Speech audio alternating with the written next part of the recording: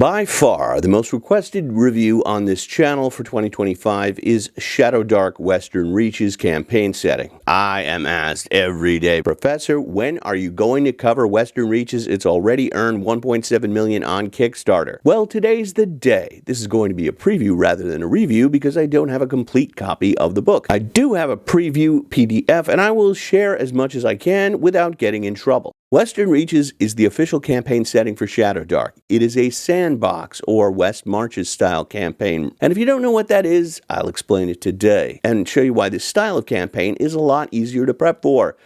Stick around for Dungeon Craft.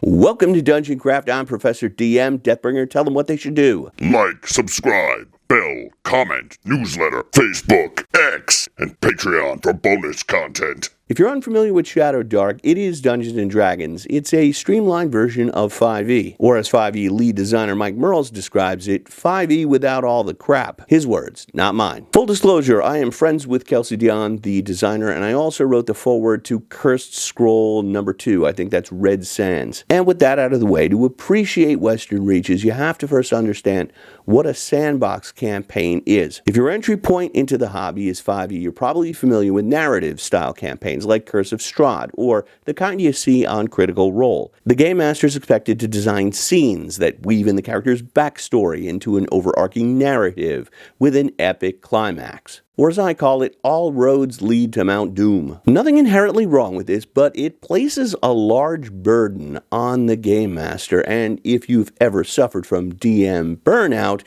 you're probably running this type of campaign. A sandbox campaign is like the original Blackmoor and Greyhawk campaigns, the very first D&D campaigns run by the creators Dave Arneson and Gary Gygax. In this style of campaign, the Game Master designs a home base and a nearby wilderness and some locations to explore, and the players decide where they want to go. But the challenge for the Game Master is this may seem overwhelming. That's where Shadowdark Western Reaches comes in. It's done all the hard work, so you don't have to. Let's take a look. Shadowdark Western Reaches contains 2 hardcover books, a Game Master's Guide and a Player's Guide. The books combine all 6 Cursed Scroll zines and 3 new ones that are part of this Kickstarter. They add a ton of connective tissue, rules, and 10 new regions to turn the zine's mini settings into a major setting.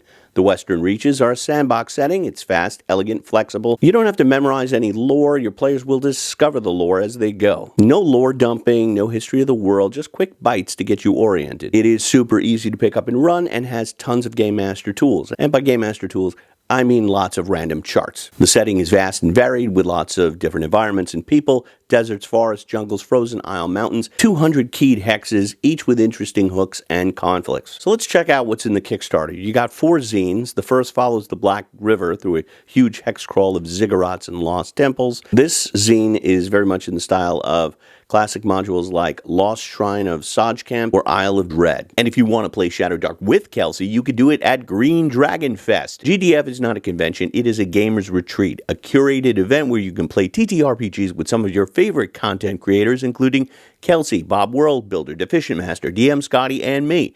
And you can do it while staying in a hobbit hole at Ancient Lore Village in Knoxville, Tennessee. There's a few tickets remaining at the link below. Hope to see you there. Dwellers in the Deep contains the Ghoulish Library of Leng, a 22-room crypt with Lost City vibes, and a new class, the Delver. City of Masks is essentially a fantasy Venice with major factions, minor factions, law and order holidays, and 41 NPCs, which is really all you need to run a city. Take a look inside the Game Master's book. You've got 5 different city-states and their overlords. Enough to paint the picture and let your players know, yeah, these are places that exist. You can drop in rumors about them to flesh out the world and make it seem like a real place. And this is some of the most important stuff. How do you run a West Marches style campaign? How do you schedule it? How do you run an open table? How do you keep track of time in the game and out of the game? As Gary Gygax said in the first Dungeon Master's Guide, you cannot have a meaningful campaign unless strict time records are kept. In addition, you get random adventure generators, rules for hex crawling, food and water, different types of terrain, what's the climate like in all these different regions, and brief descriptions of each of those regions, as well as a colorful wizard NPC, Uncle Grigor, who can act as a patron for your PCs and send them on quests. The player's guide contains what every character would know about this world, what the civilizations and the social structure are like, rules for half-elves. Shadow Dark is a half-elf friendly game. New classes like the Bard, the Basilisk Warrior, the Duelist, and the Ranger. What I'm looking for in a campaign world is that paints a picture in broad strokes. If the players ask me, where's the ocean, or what's to the north, or what's to the east, I can be able to tell them. I don't need 300 pages of lore. I don't need to know the family tree and the history of all the kings. I need to focus on what they are going to see in that next session. What are the names of the people? What are the names of the places? What are the rumors? The strength of Western Reaches, just as the strength of Shadow Dark, is its organization, its utility. You're able to find the information very quickly.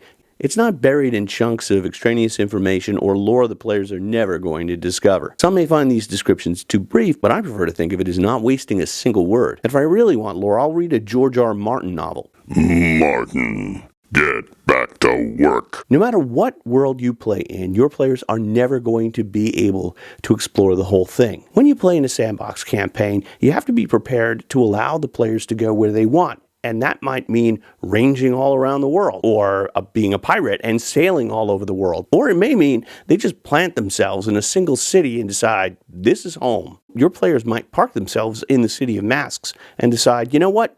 This is the campaign. We want to be thieves. We want to be scoundrels in a city with political intrigue. And if they never want to leave the city, you didn't waste hours of your life planning some region of the world they're never going to see, making Western Reaches a powerful tool for a low-prep campaign. If you look at Curse of Strahd, for example, it is like this thick, and one of the suggestions at the start is you should read the entire thing before you try to run it. That's a tall order, especially considering your players may not want to finish the campaign, in which case you've done a lot of reading and planning for nothing. And before you try to model your campaign on Critical Role, keep in mind Matt Mercer has something you don't. Players who get paid to show up every week. If your players are anything like mine, getting them all together at once is like herding cats. Tom's vacationing in the Philippines this week. Barbara has Broadway tickets next week. Veronica is working the weekend after that. This feels oddly personal. A sandbox campaign solves that problem. You run for whomever is there. If there's a missing seat, you invite someone else to fill it. There's no grand narrative to sustain or ending to plan for. It feels less like a story and more immersive, like a real world. If you've never played this style of campaign, it might seem overwhelming. Like, you mean the players can go anywhere? Yes and no. This is my big tip. At the close of every session, you ask the players, okay, where do you want to go next? And they have to stick to it. For example, if I'm using Curse Scroll number 4, I'll say, do you want to visit the Ziggurat or the Sunken Temple? If they say the Sunken Temple, I'll design the temple over the following week. But the hexes are populated with encounters I can use. And the terrain features and random charts, weather charts, allow me to improvise on the fly. What dynasty ruled 1,000 years ago? What's the king's family tree?